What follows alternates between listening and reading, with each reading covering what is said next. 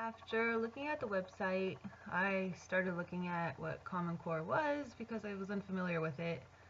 But the resources that I found the most valuable were the 5 things every teacher should be doing and the Common Core standard resources.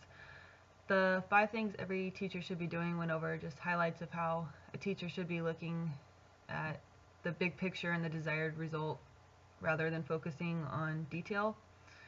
The 5 things included leading high-level text-based discussions, focus on process, not just content, create assignments for real audiences with real purpose, teach argument, not persuasion, and increase text complexity. The Common Core Standard Resources was a cool site. It had resources for students, parents, teachers, and administrators, and with included help transitioning into Common Core. There were links to the standards for each grade and each class, and it had example lesson plans and homework ideas. How can I use this new information to make my physical education lesson all components of the 4 C's? For creativity, I can use some of the lesson plan ideas from the Common Core resources to create my own lessons plans. The site only included math and English for now, but they're still working on other subjects. Creativity is important in physical education because you don't want your kids to get bored. If your students get bored doing the same thing over and over, then they're going to be unmotivated and not want to participate.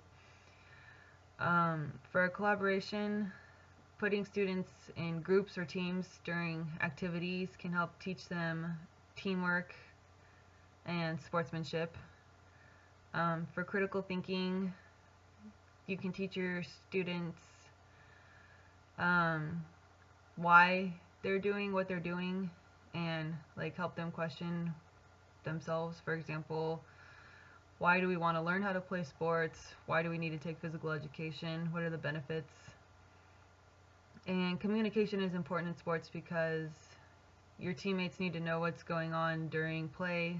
For example, when you're playing softball or baseball, everybody needs to know how many outs there are, where to throw the ball for the easiest out, calling out fly balls so there are no collisions.